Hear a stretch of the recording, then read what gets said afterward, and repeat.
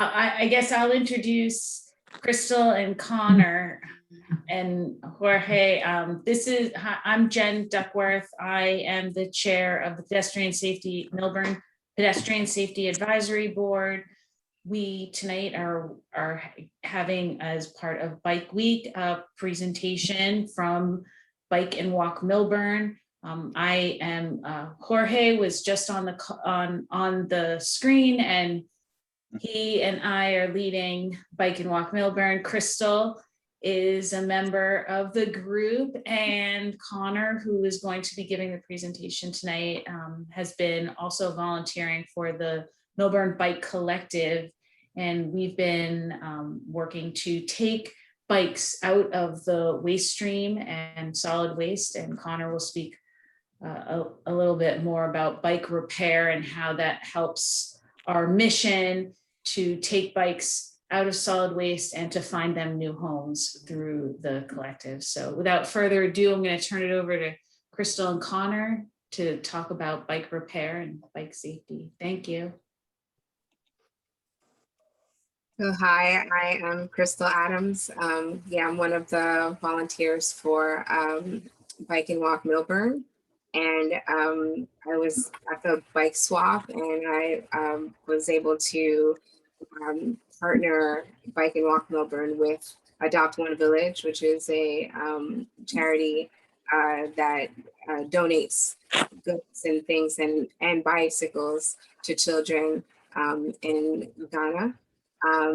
So we're doing great things, and we're growing surely. And so we're just continuing the good work. So today we're going to have Connor talk on, speak on safety and, maintaining your bike. And we'll have a Q&A after his presentation. So Connor. Thanks, Crystal. Can everybody see my screen? Yep. Yes. So I own and operate Backroads Only Cycling, mobile bike repair based out of Milburn, New Jersey. I've been working with Jen, Jorge, Crystal, and the rest of the Bike Walk Bike Milburn Coalition to divert bikes from the waste stream. So far, to date, the total number is 95 bikes donated. We just got the numbers back from Boys and Girls Club of Mercer County, who we donated bikes to this past Sunday, and we gave them 45 bikes plus tubes and tires. A majority of these bikes came from the town dump. So these would have been thrown away.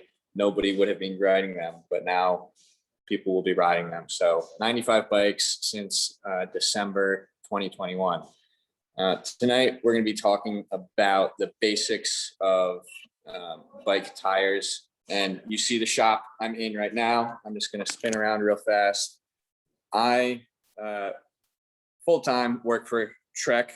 I manage one of their service departments at one of their retail locations up in Paramus. So I will be using some of the facilities here to demonstrate for you tonight. And without further ado, you'll have to let me know. Can you see the PowerPoint presentation? Not yet, Connor. No. Is my share my screen.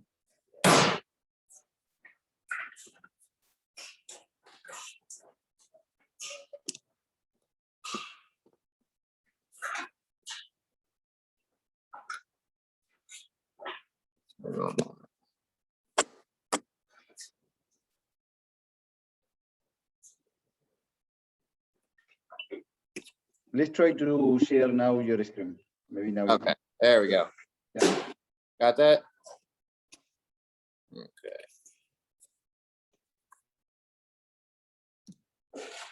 Can you see the PowerPoint screen now? Yes. Okay, so we're going to keep it real basic to start, and then at the end, we're going to have the opportunity for questions. So where we're going to start is the bike wheel and the tire, the most important part of the bike, because that's what has contact with the road surface or the dirt or the gravel or whatever you're riding on.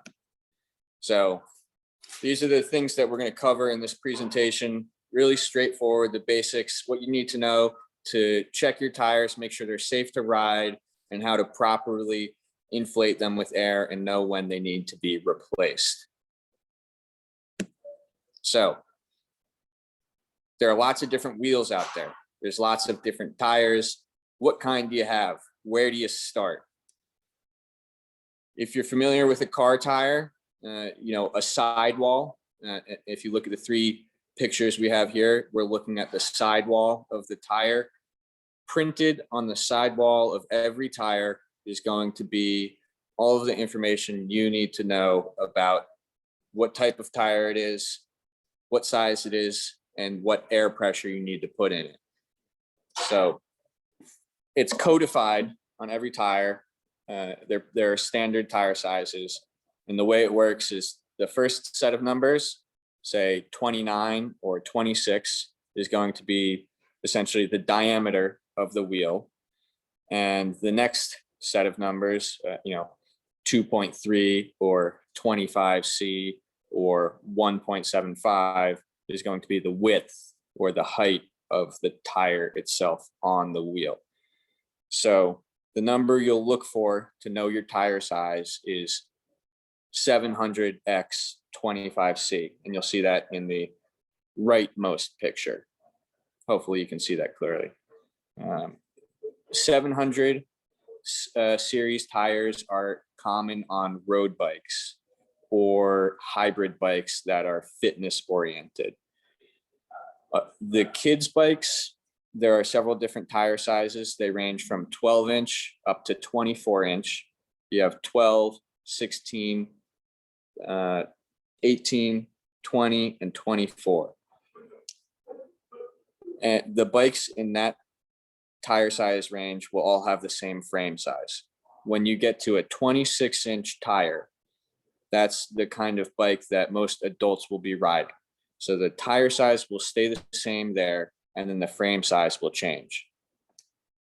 Other tire sizes you might see are come from Germany, but we have codes for those here as well. So it might say 28 by 1 3/8 by 1 3/8, and you'll see that in the picture on the left, right near my thumb.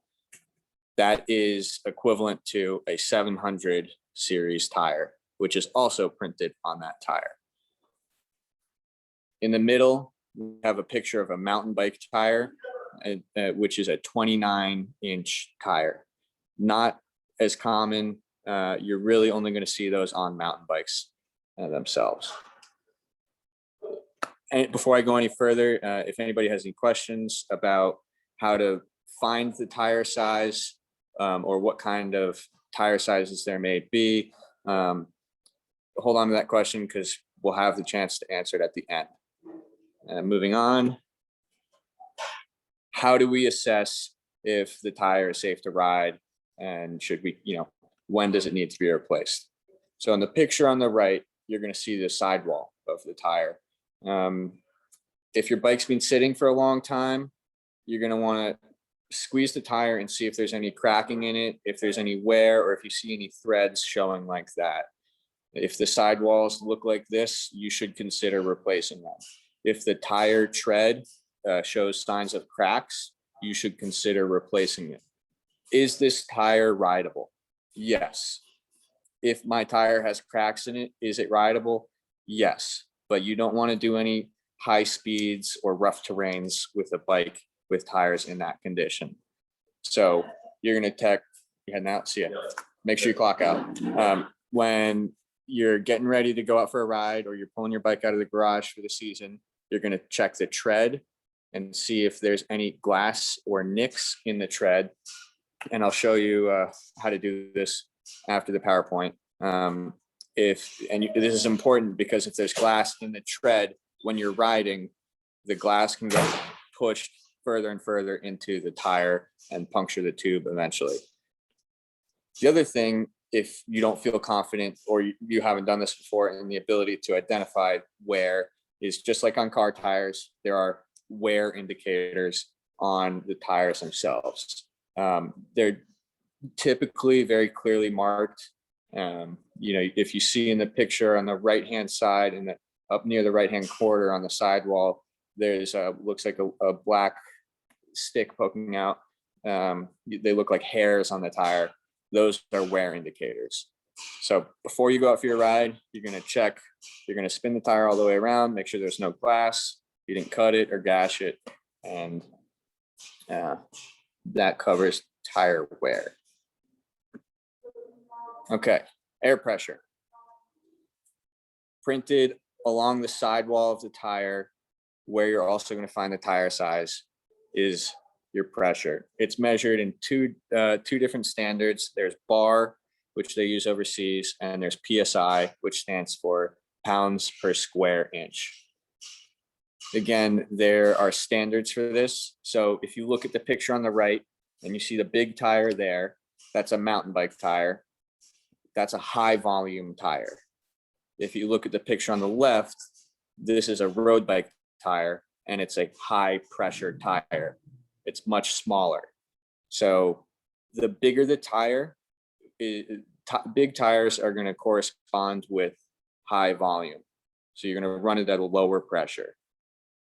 Thinner tires are going to run at a higher pressure because you're going to want to have a firmer surface and maximize contact with whatever surface you're on. Your PSI will be printed on the sidewall of your tire. It might be a little difficult to look, but I promise it's printed there. The ranges are going to allow you to, you don't want to exceed the range and you don't want to go under. If you exceed the range, then you can blow out the tire.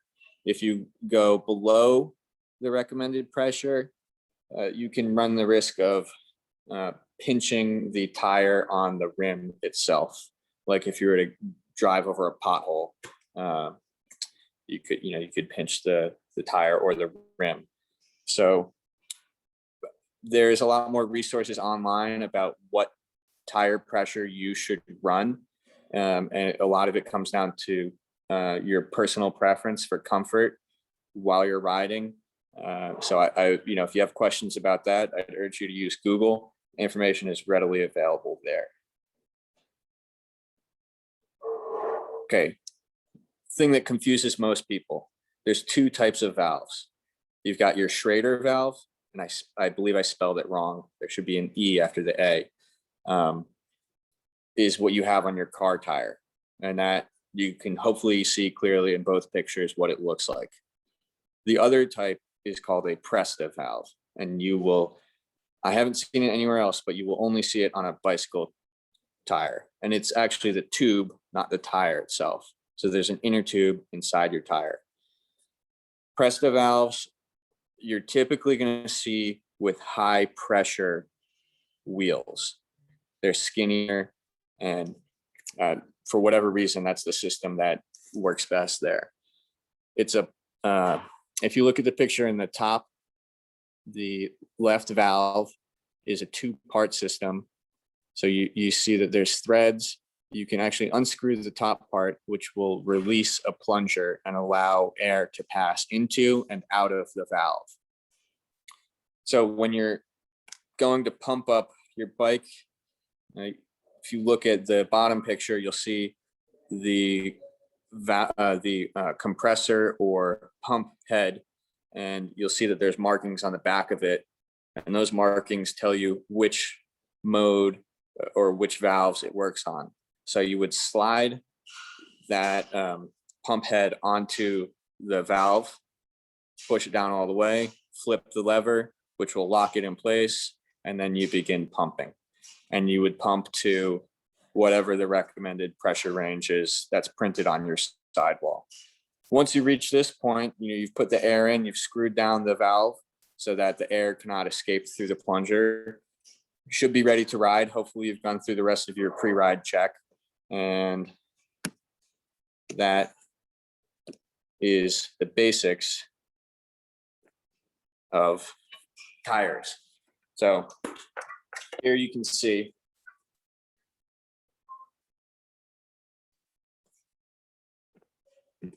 Can you guys see me still? Yes, yes. So here you can see what a Presta valve looks like. Okay, this is a road bike wheel. You can see it's a skinnier tire.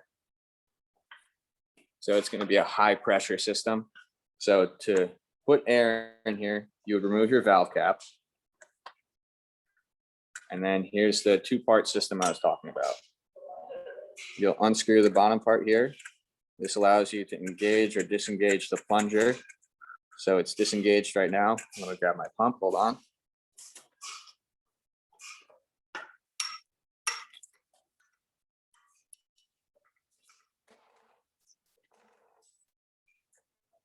You got your pump. Okay, this is your pump head.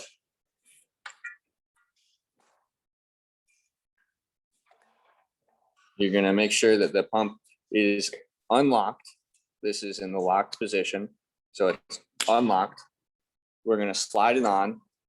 We want to be careful here because this inner plunger system is thin. So if we bend the pump head, we can actually bend the plunger and break the valve system. So it's not overly complicated. It's easy to do. Just make sure that you firmly secure the pump head on there, hold it in place with one hand and lock it. Okay, now you can let go. It's a good idea to keep one hand on the pump head like so. And this is how I hold it so that I don't bend the valve stem. I like to hold on to a spoke, keep a finger on the valve and my thumb on the back of the tire. And then from here, hopefully you have a pump with a pressure gauge. And this one is set up so that it will tell you it'll inflate both high pressure and high volume. Then you just pump to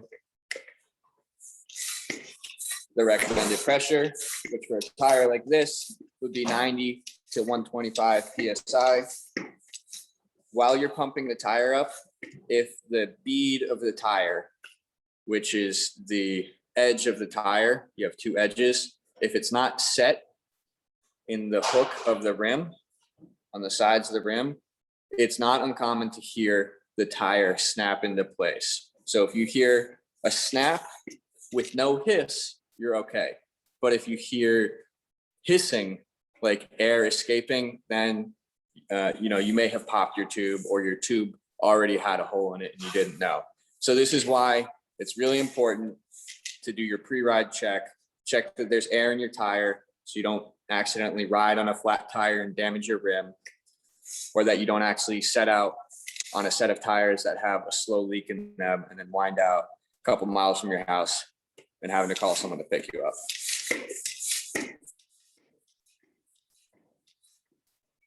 When you're done, you have to unlock the lever and pull it off quickly. And you heard that air escaped right there. So just make sure that you put in maybe a pound or two of air more than you actually want to run, because you're going to lose some at the end. Then really, really, really, really important with Prestas, remember we disengaged the valve already. So we need to, or we engaged it, so we need to disengage. Just lock it so that when we tap on it, air is not able to escape.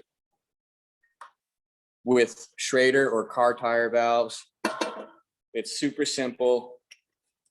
You just push it on, lock it out, still hold it in place, but you don't have to worry about unscrewing anything except for maybe the valve cap.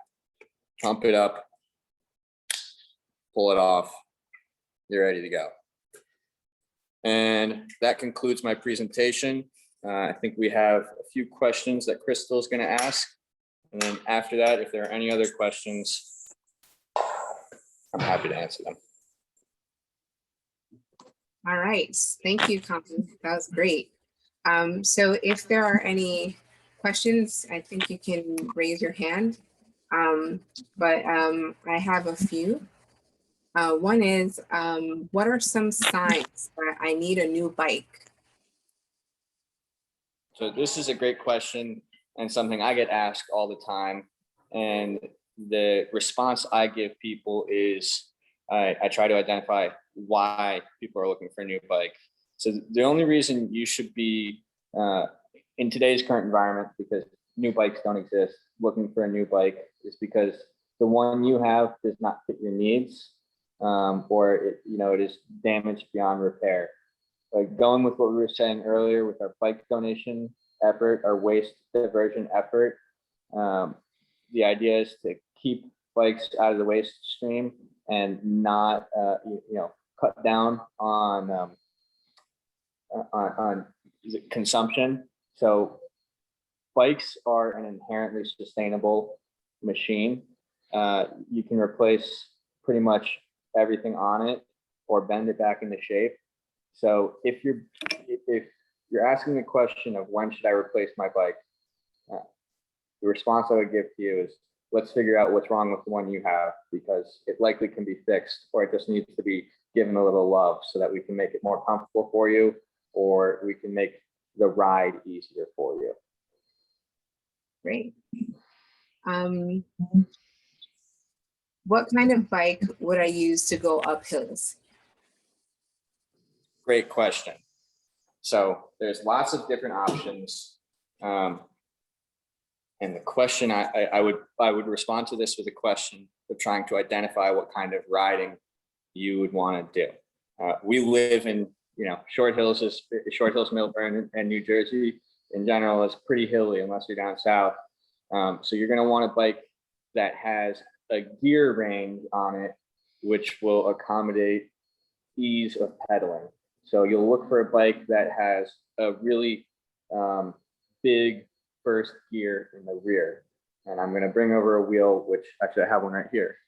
So when you look at a bike, you're going to have your rear wheel, and you're going to look at your set of gears, and you're going to look at first gear, which is the one on the inside of the wheel.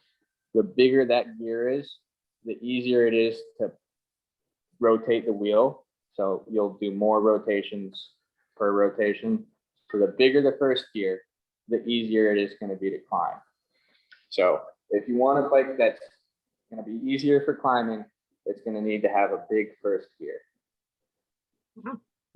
So does that mean that it doesn't, this is my question, Sure. that the actual tire, does it matter what kind of tire it is, or is it all about the gear? So the tire is going to have an impact for sure. But typically it's going to be associated again with what kind of riding you want to do. And then I would point you towards a bike that is designed for that. So if you want to focus on climbing, that would be a hybrid bike with a fitness design. So at Trek, we have a model called the FX, which is it's a lightweight frame, and it's got skinnier tires. So a skinnier tires and a lighter bike is going to be easier for climbing.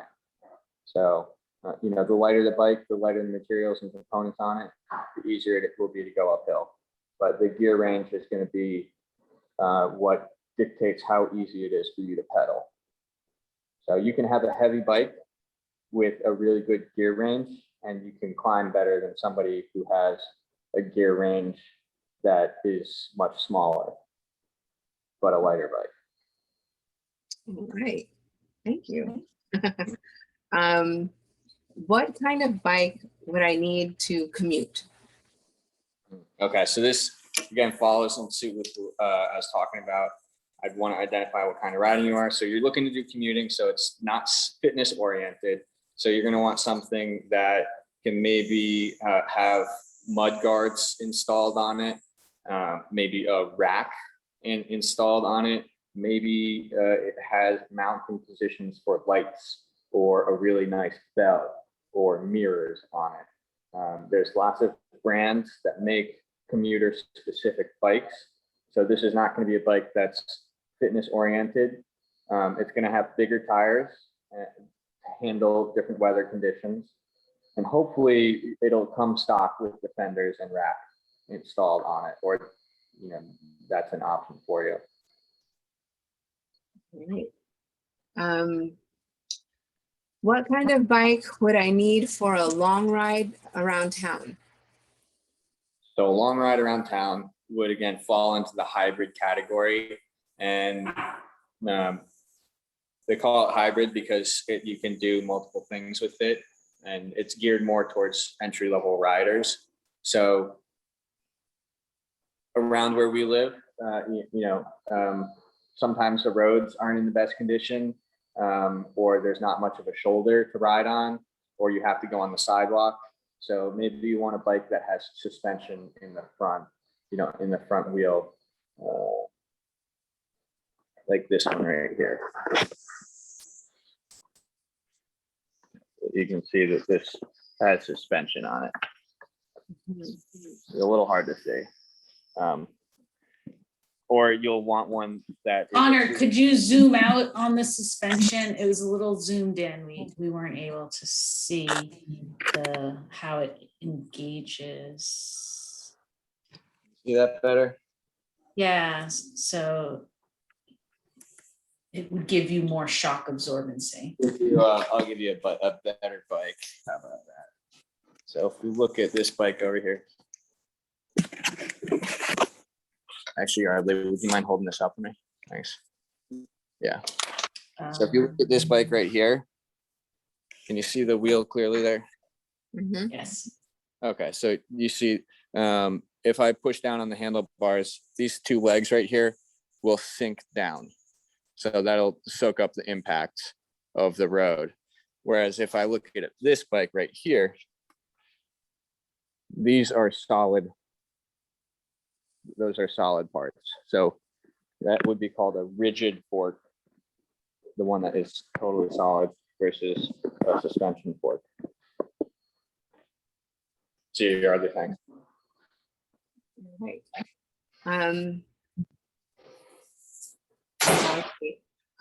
How do I keep my bike clean? Okay. Don't leave your bike outside. I've seen a lot of bikes left out in the rain. I mean, look, kids are kids, and not everybody has a shed or garage space to put the bike away. If you have to leave it outside, put a tarp over it. If you're going to keep it indoors, put a piece of cardboard under the tires, so that helps prevent dry rot. The best way to store them is elevated off the ground indoors. That's a luxury not everybody has. I understand. So the best way to keep the bike clean is to store it in a place that it's not going to be exposed to elements. Then when you're cleaning the bike, and you should clean your bike, because grease, grit, and grime gets picked up in the drivetrain when you're riding, and it wears away at the components. So think of it like your teeth, right? If you don't clean your teeth, you're gonna get cavities. If you don't clean your chain's gonna wear faster. Your gears are gonna wear faster. Dawn dish soap and warm water and a set of sponges and a bucket is the basics for what you need to clean the bike. And you should be able to spray the bike down, sponge the entire bike down with just that. Pro tip for when you're cleaning the chain: if you take two old toothbrushes and you electrical tape them together, you can brush your teeth. That's a sustainable way to keep your bike living longer, because you keep your teeth brush out of the waste stream too. Right. Very good. What is the best height to adjust my seat? Okay, so there are standards for there. If you're clipping into your pedals like you would on a race bike, you would be fit for the bike, and it's very specific that way. But most people aren't doing that. If you go on Google and type in bike sizing chart, there's a chart which will tell you what size frame you should be on, and will give you images which will show the appropriate size. And I'm going to see if I can do a demonstration for you real fast on how to do this. I'm standing next to a bike. So I have a couple lying around.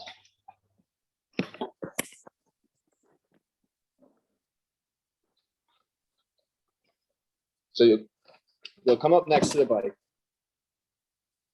with your hip lined up with the saddle, like this, okay? So the saddle's here, and I'm gonna turn so I'm facing forwards.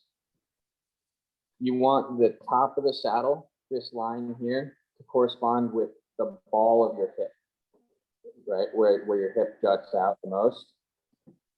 So if the saddle is way up here, this is a special seat. You need to lower it. So a little hard for you to see now. All over. But it's pretty much lined up with my hip line. The other way you'll do it is you'll stand over the bike like this. This is how you'll size the frame, sorry. You'll stand over the bike and you'll lift up the bike frame, and you'll know you're on the right size frame if you have about an inch of space between your body and the frame. As far as the seat height goes, once you've set it level with your hip, you'll get on the bike, balance yourself, and then put your feet on the ground. And I'm going to show you what your feet should look like when you know you got it the right height. Your feet, you want to be on the balls of your feet when you're sitting on the saddle of the bike. So right now, my feet can barely touch, the saddle's too high, right? So if I come down, this is an appropriate height for the saddle to be at. So that is how you set your seat height. Right. Is that clear? That's clear. Okay. How often should I get my bike serviced? Well, that is heavily dictated by how much riding you're doing, in what conditions, and how well you're taking care of your bike. But rule of thumb, you want to do it once a year. And the best time to do it is at the end of the riding season, before you put the bike away for storage. And the reason for this is you want to store the bike in good condition. If you store it when it's all dirty, covered in sweat, covered in grime from the road, it's going to sit on there and eat away at the components. It's going to cake on there. It'll be tough to get off, and then it won't be easy to service. So at the end of fall, before the winter, or before you stop riding for the season, take your bike to the local bike shop, to the, whatever shop you go to, and have them do your annual inspection. And it should be pretty basic stuff. If you're cleaning the bike, you should see less wear. There will be things on the bike that will wear consistently. Your chain, your shifter cables, tires you should get a decent amount of time out of, brake pads, and the housings for the cables. Right. Next question is, what can I do at home to keep my bike in good condition? Okay, I think I covered most of that in the last one. But let's see if there's anything I've forgotten.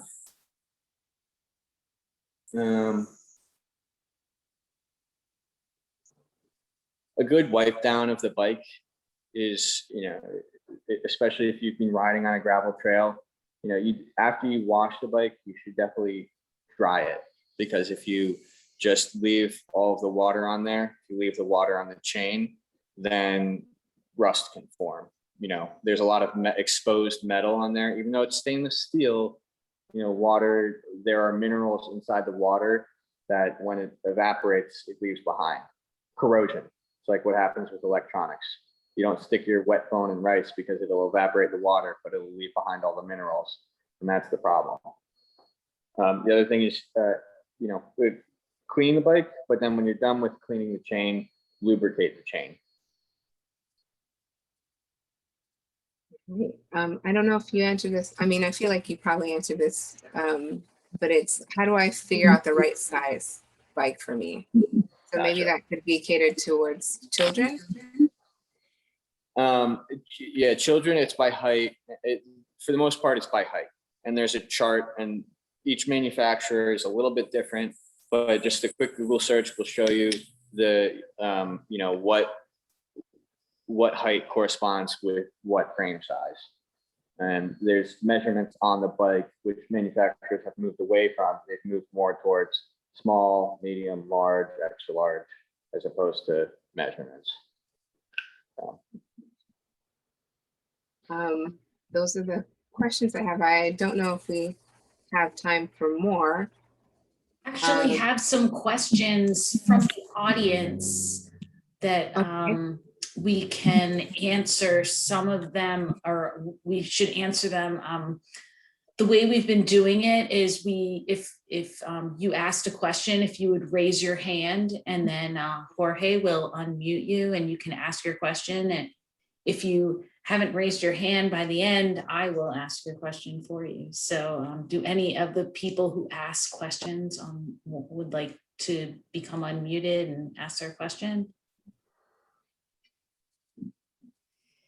Okay, well, I'll ask the first one. Oh, I Is see Ken- someone has their hand up.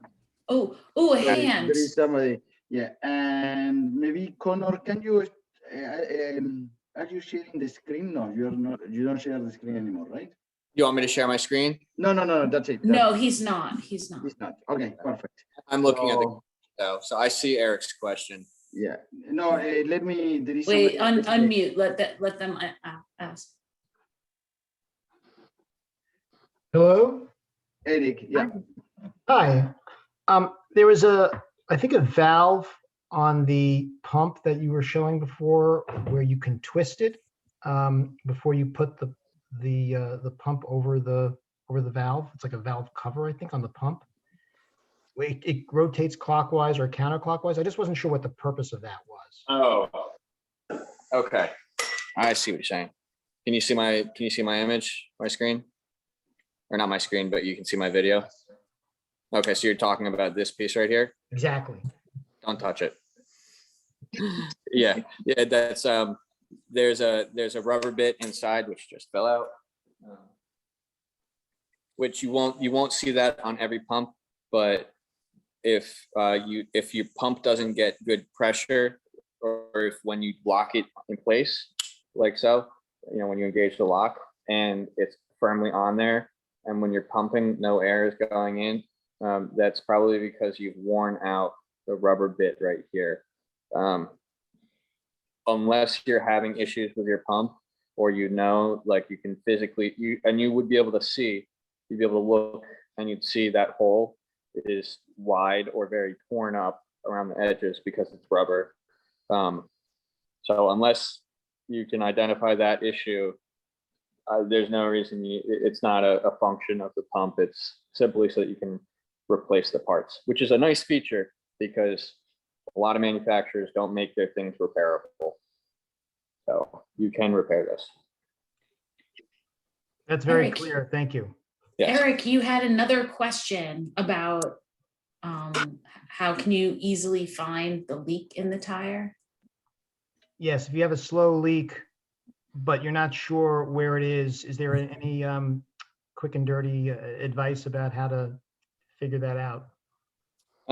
You'll have to get the tube out of the tire. Tubes I can show you. No, I emptied the trash. Basically, you'll get the tube out of the tire. Say you're on the side of the road, 20 miles from home. Unless you have a pump, you're not going to be able to find the leak. So if you do have a pump, you'll fill the tube up with air. And when you do this, it won't register the same pressure as when it's inside the tire, because the tire is restricting the movement. So it sets the limit. That's why you can reach such high pressure. So you'll pump it until it balloons up till you'll hear the hissing noise, essentially. If you pump too much, you can pop the tire when it's not inside the tube, but that's hard to do. So quick and dirty way, take it out of the tire, pump it up.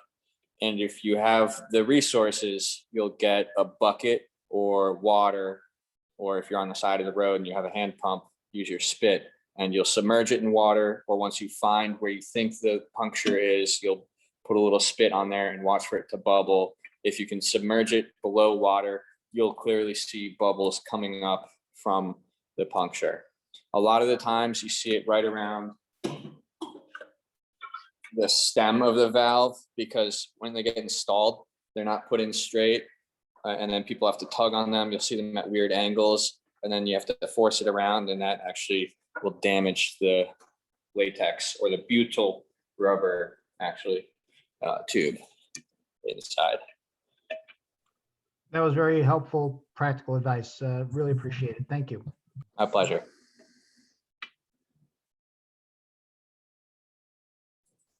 So it looks like that nobody else is raising their hand to ask their question. So the next question is, can you show me how to remove a tire from the wheel and change the tube if I were to get a flat? And what about the tire levers? How do you use all those levers? How much time do we have? Crystal. We have until 8, so We have about so we have a few more 15 minutes. about 15 minutes. Okay, all right. I can do this in 5 minutes because I do it all day, every day. So you'll have your tire lever. When I make this statement, I don't represent Trek. Pedro's tire levers are the best. Trek, we sell our own. These I bring to work. So you'll release the air if you have a Presta valve. So you'll undo it and release it. If you have your tire lever and you have a car tire valve, the Schrader valve, use the edge or something sharp, and there will be a small pin inside your valve, which if you go and look at your car tire, you can see it clearly in there. You'll push that down and that will release the air. Now, when you go to look at that, you'll realize that the construction of the Presta and the Schrader are basically the same, except the Schrader has threads that come up on either side of the plunger, which would be the press.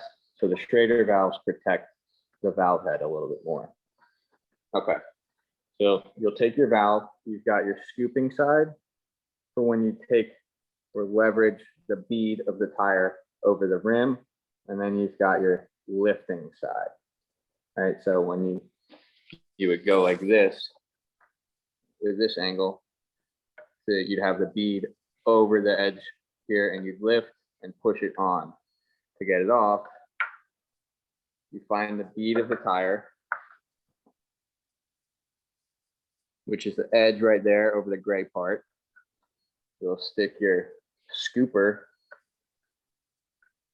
underneath, pull over the ledge, and depending on what kind of tire and rim you have, this will be either really easy or next to impossible. And that's why I recommend these tire levers, because these make the job easier. They're very sturdy and last a long time.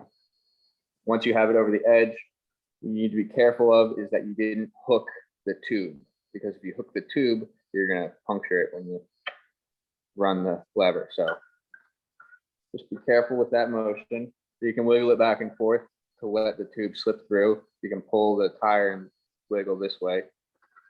Get it over. You see the bead is over the edge of the rim.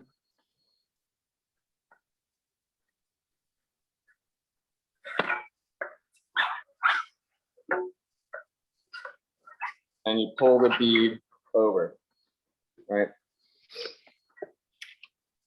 Now we can see what a tube looks like. Okay. Then you just need to get your other bead off. Again, depending on the tire and rim you have, this is either going to be really easy.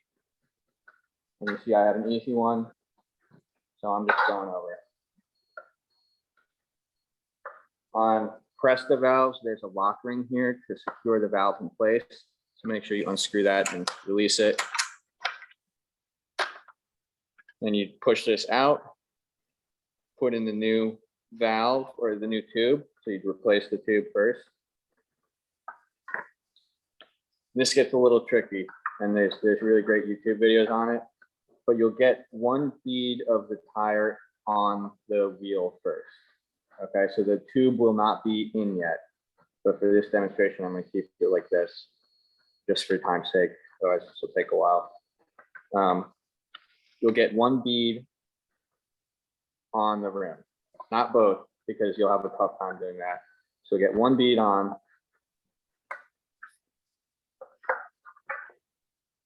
And you use your hands for this for the most part. And then at the end, you'll use the levers when you get to the top of the circle. And this is where it's gonna get challenging, actually. I might not be able to do this. I think I picked the wrong wheel. You're just gonna pry it over.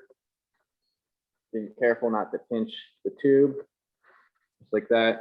So you'll see one bead is hanging off. So at this point, you don't have your tube in yet. Take the valve, find the hole where it goes through, peel the tire back so that you can see the hole. You'll put your valve through.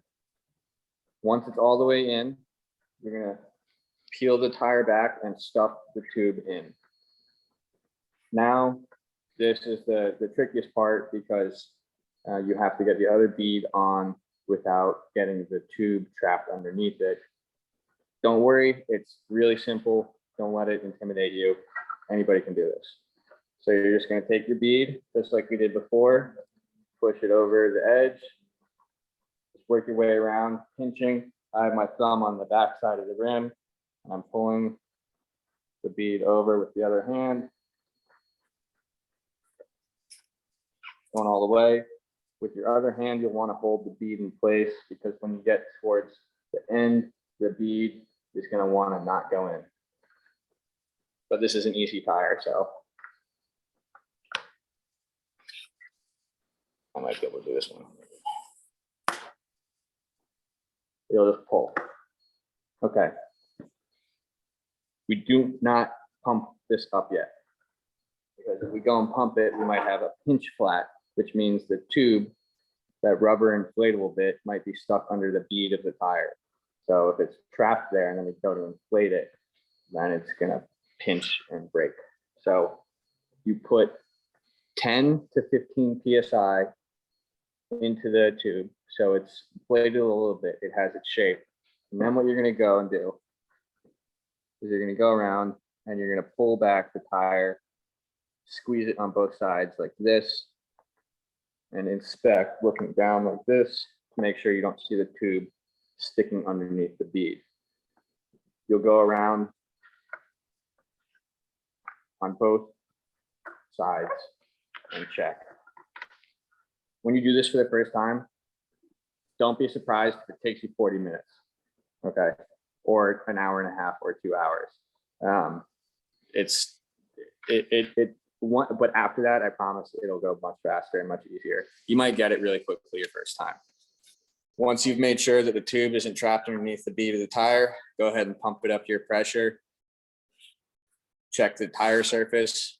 It's really important, and I should have mentioned this sooner, that when you have the tire off, you inspect inside the tire, the sidewall on the inside, and the tread on the outside and the inside, and because you don't want to leave whatever caused that puncture in the tire and then use up your new tire and have to spend another 2 hours doing this. So that's how you swap a tire and a tube.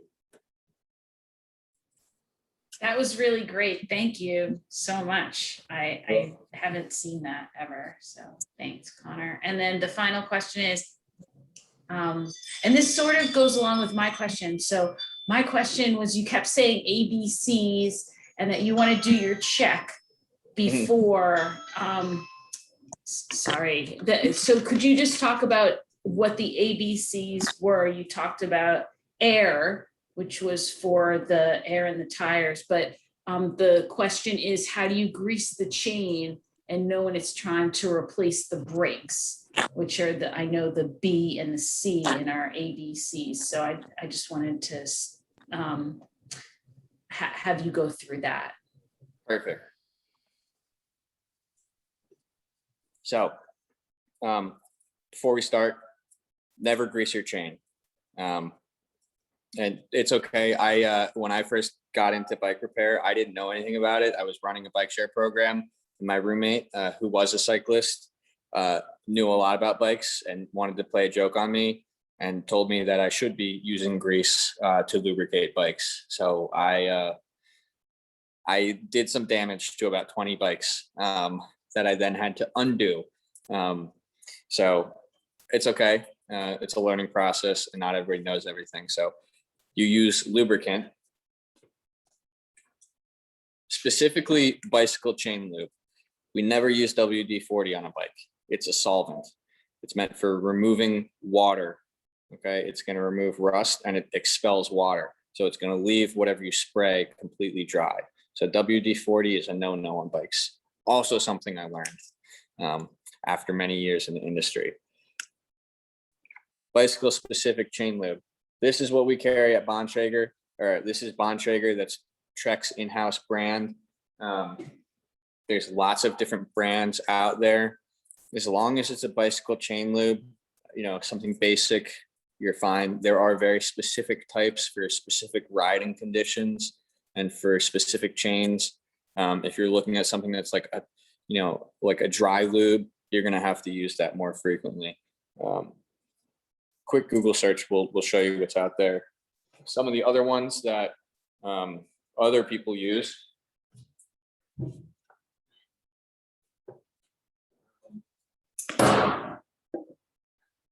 But we definitely don't use here at Trek are Tri-Flow. This is another popular brand, but again, we don't use this here at Trek. This is something I brought.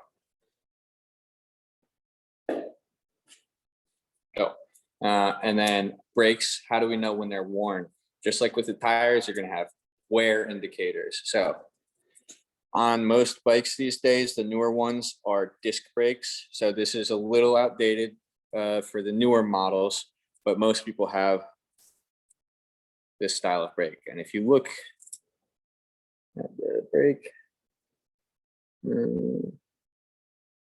if you see in the middle here, you see there's text, and there's actually the light kind of picking it up, but there is a line along the ridge here. So when you're looking down at the bike, you'll be able to see that line. Rule of thumb though is, you know, that's something that they last a while, but if the bike has been sitting for a long time, it's a good idea to replace them. You can tell if the brakes are old and need to be replaced if you take your fingernail and you push into it and it's very hard. If you see on the new ones, my camera doesn't pick that up, but I can easily, the rubber is malleable. So the things you're going to check before you go out for your ride: air, which encompasses your tires; brakes. Are the pads, do they show signs of uneven wear? You know, are they at an angle on the rim and they're worn? They should be straight on and have even wear. Are they hard as rocks and make terrible noise when I'm braking? And then are the brakes actually working?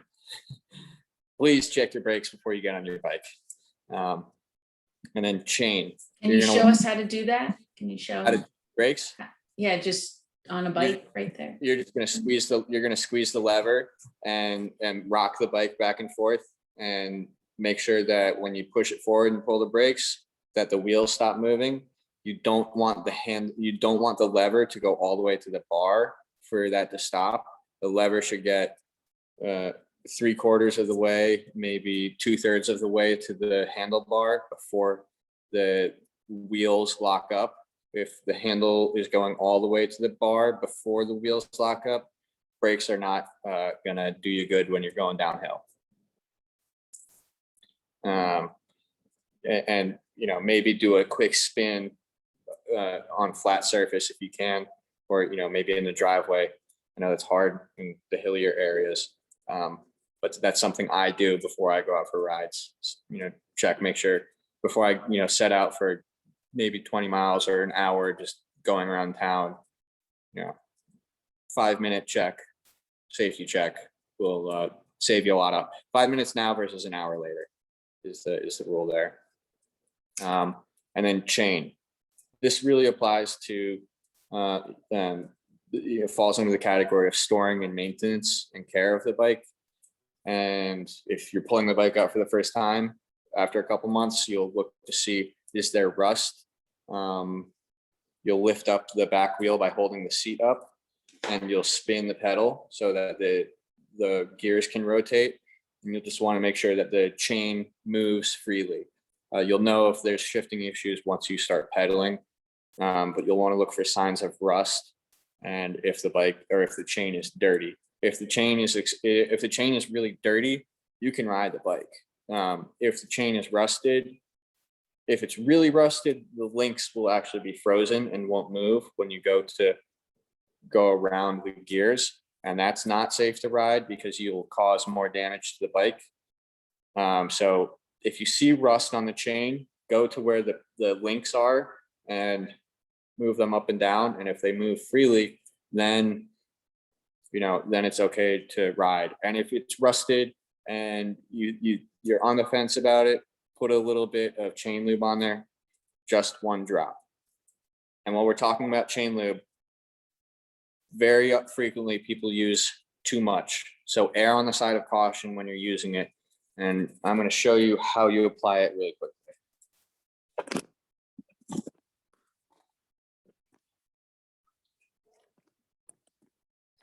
Flip my screen for a second. Nope, that doesn't work. Can you guys still see me?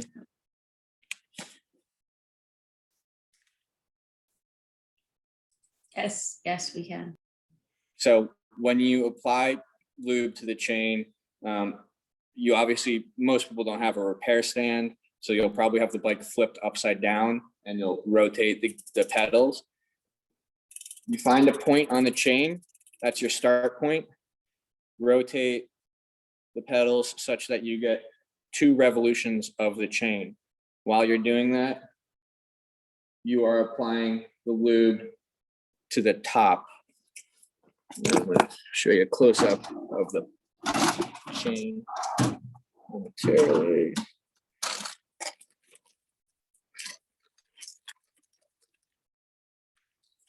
We are applying, hold on.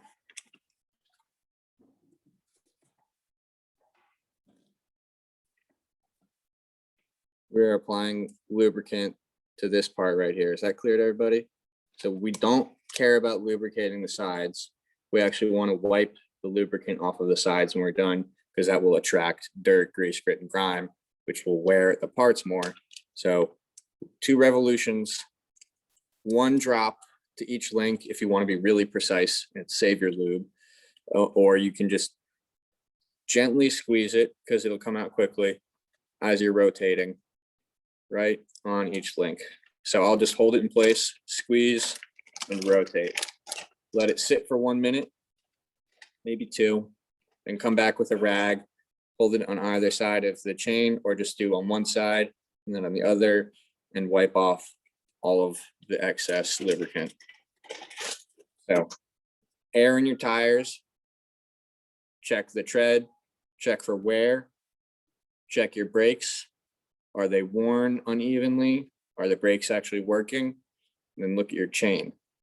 And then when you're looking at your chain, you look at your gears, and same story there. If there's rust, if you see any teeth that are broken, it can be ridden, but you'll need to get it serviced. That's all I got. Thank you so much, Connor and Crystal and Jorge and all of Milburn for joining in, and everyone. Today is Earth Day. We wish you the best Earth Day, and go out cycling tomorrow. Now that you know how to fix your bike, we thank everyone for joining and for participating in Bike Week. Thanks, everyone. Have a great night. Thank you.